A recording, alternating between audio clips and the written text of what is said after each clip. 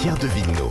Votre matinale info sur Europe 1. À 7h18, l'édito sport. Bonjour Virginie Fulpin. Bonjour Pierre, bonjour à tous. Avec cette question, à quoi joue le CIO? Le Comité international olympique a été prompt à demander aux fédérations d'exclure les sportifs russes dès le début de la guerre en Ukraine, mais il refuse d'appliquer la même consigne à ses propres membres russes. Ça ressemble à quoi? Un deux poids deux mesures? C'est peut-être une nouvelle discipline olympique, vous savez, le deux poids deux mesures. Vous connaissez le poids, voilà, mais exactement. pas le deux poids. Voilà.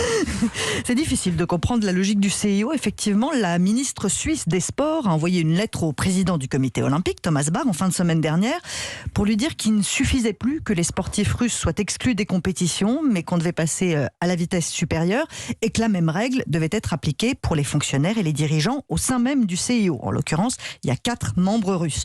Je rappelle que si la Suisse se permet une telle demande, c'est parce que le siège du CIO se trouve à Lausanne. 53 fédérations sportives internationales ont leur siège en Suisse d'ailleurs quand même. Thomas Bach a pris son temps pour répondre, mais il a quand même opposé une fin de non-recevoir à cette demande.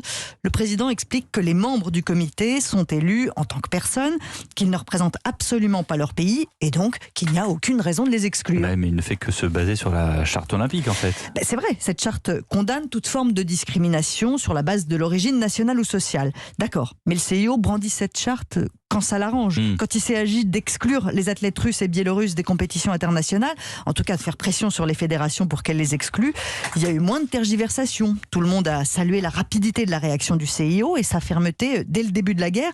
Il s'est passé quelque chose d'assez exceptionnel à ce moment-là. Il faut dire que cette guerre a été déclenchée en pleine trêve olympique, juste avant le début des Jeux paralympiques de Pékin. C'était difficile de faire comme si de rien n'était.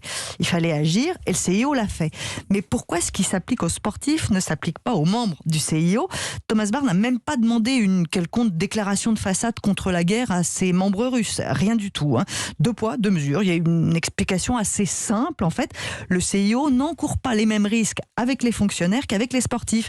S'il n'avait pas été ferme sur l'exclusion des Russes des compétitions, le comité olympique savait très bien qu'il y aurait eu des protestations partout dans le monde, que de nombreux pays auraient boycotté des événements sportifs de premier plan. En gros, c'était le début de la chienlit. Avec les Russes membres du CIO, que risque-t-il ? Une lettre de la ministre suisse des Sports. Je crois que Thomas Bach va s'en remettre. Deux poids, deux mesures, c'est surtout histoire de se maintenir à flot. Merci Virginie Fulpin.